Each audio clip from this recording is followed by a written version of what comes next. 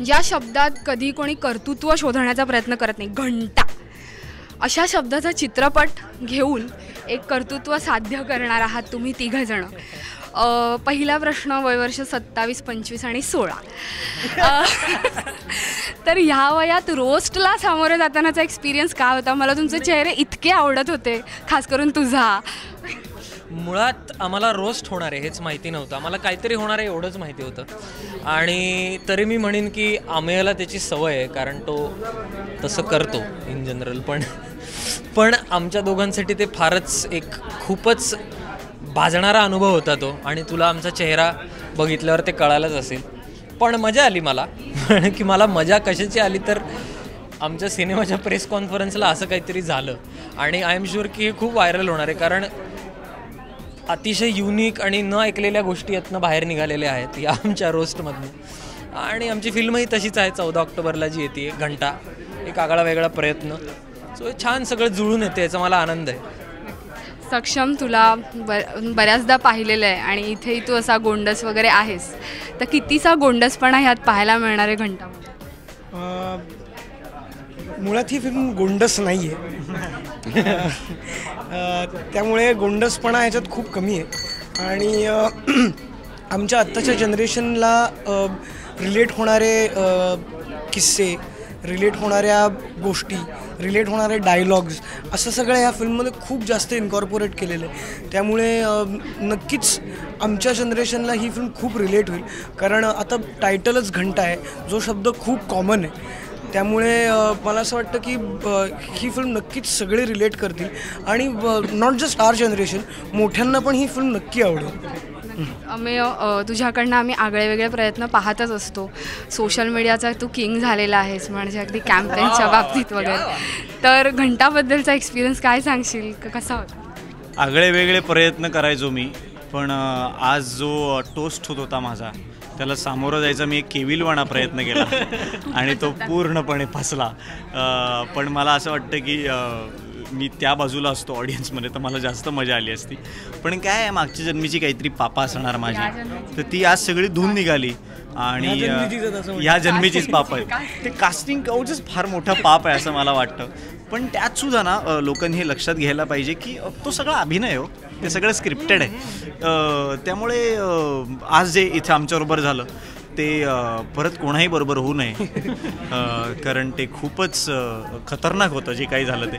पण एनिवेज मला खूप मजा आली ते सगळं करताना. आणि मला असं वाटतं की आपण आजच्या ज्या काळात जगत आहोत तिथे नुसता चांगला सिनेमा करून भागत नाही, तुम्हाला तो सिनेमा प्रमोट करायला काहीतरी वेगळे आगळे वेगळे प्रयत्न करावे लागतात. सो सोशल मीडियावर तर आमचे प्रयत्न चालूच आहेत. आमचं मोशन पोस्टर आलं, टीजर आलं, त्याला 1.5 लाखाच्या वर व्ह्यूज मिळालेले आहेत. आणि ही एक नुसती प्रेस कॉन्फरन्स घेऊन नुसता एक साधं फंक्शन करून ट्रेलर लॉन्च करण्यापेक्षा हा एक थोडासा वेगळा प्रयत्न होता. आणि आपण बघतोय सध्या मराठी इंडस्ट्रीमध्येच ओव्हरऑल खूप वेगवेगळे प्रयत्न चाललेले आहेत. तर मला असं वाटतं की त्यातला सक्सेसफुल झालेल्या प्रयत्नांमध्ये आज हा गणला जाईल असं मला वाटतं. चल, म्हणजे रोस्ट नंतर बदला घेण्यासाठी अमेयकडे कास्टिंग काउच आहे.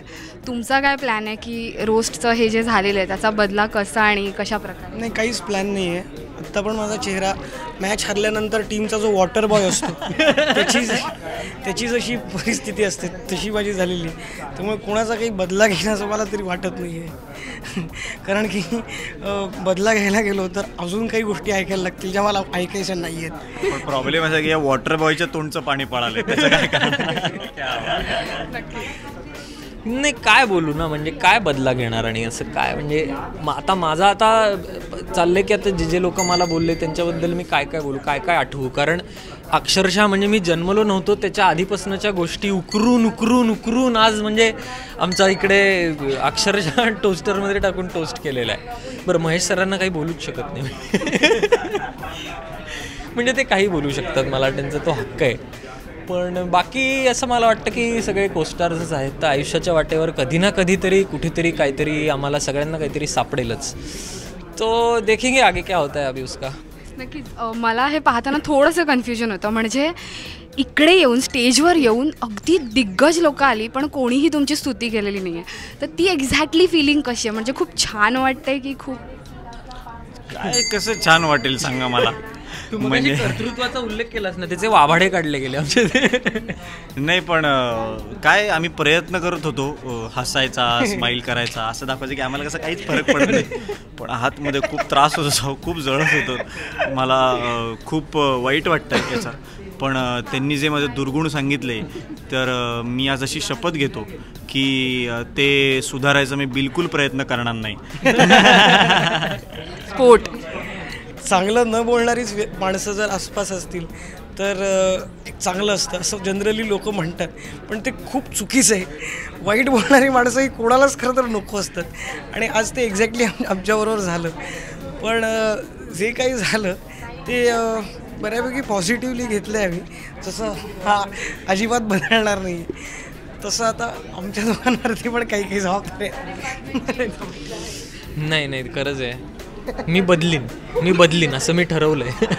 फक्त ते कितपत मला शक्य आहे ते मला माहीत नाही. म्हणजे आता मला ॲनालिसिस करायला लागेल की किती किती मुद्दे काढले, काय काय बोललं गेलं, आणि आता बघूया. आता कम्प्लिटली झॉंगड आहे मी. घंटा वाजली आहे आयुष्यात.